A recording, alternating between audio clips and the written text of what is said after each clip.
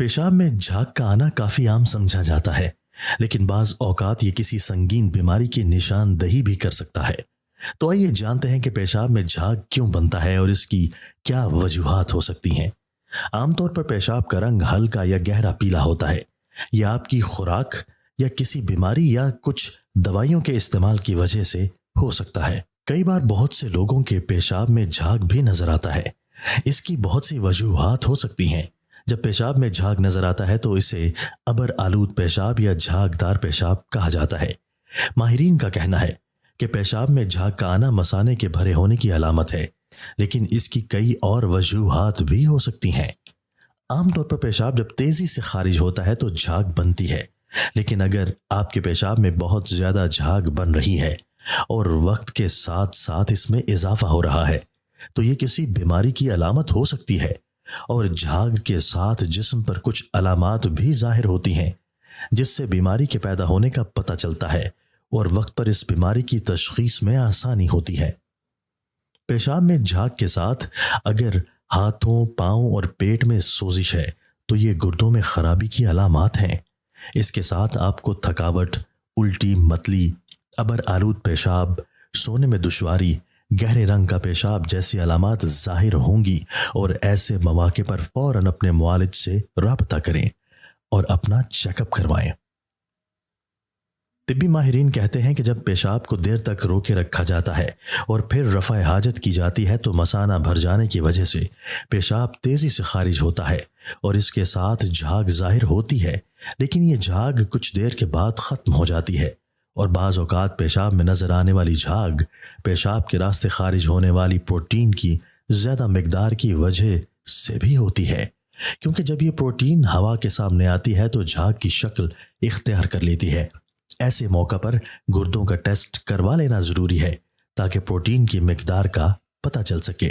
پانی کی کمی۔ جب کسی شخص کو پانی کی کمی ہوتی ہے تو اس کے پیشاب کا رنگ بہت گہرا اور گاڑھا نظر آتا ہے۔ اس کی وجہ بہت کم مقدار میں پانی کا استعمال ہے۔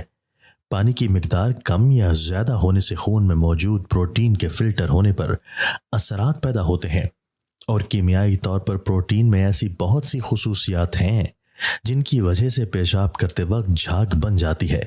اگر کسی شخص کا پیشاب ہائیڈریٹ ہونے کے بعد بھی جھاگ دکھاتا ہے تو بھی یہ گردے کی بیماری کی علامت ہو سکتی ہے۔ گردوں کی بیماری۔ گردے کا بنیادی کام خون میں موجود پروٹین کو فلٹر کرنا ہے۔ پروٹین ہمارے جسم میں سیال کو متوازن کرنے میں اہم کردار ادا کرتا ہے۔ گردے کے خراب ہونے یا گردے کی کسی بیماری کی وجہ سے یہ پروٹین گردے سے خارج ہو کر پیشاب میں مل جاتی ہے۔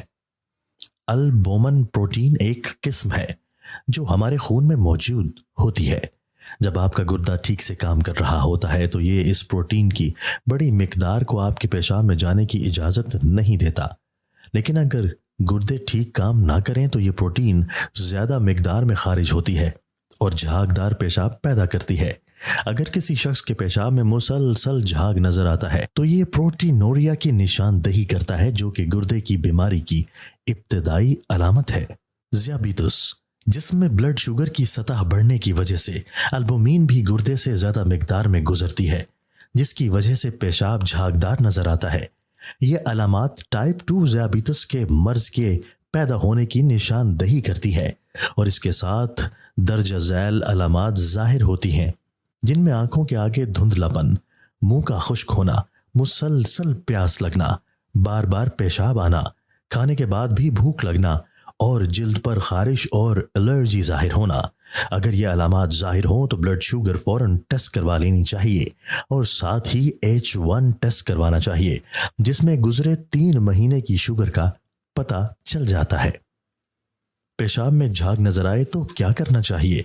ایسے مواقع پر جھاگ کو نظر انداز نہ کریں۔ خاص طور پر اگر مسلسل جھاگ ظاہر ہو رہی ہو تو اپنے معالج سے رابطہ کر لینا چاہیے تاکہ وہ پیشاب کا ٹیسٹ کر کے اس میں پروٹین کی مقدار کو جان سکے اور کسی بھی بیماری کی صورت میں اس کے بڑھنے سے پہلے اس کا علاج ہو سکے۔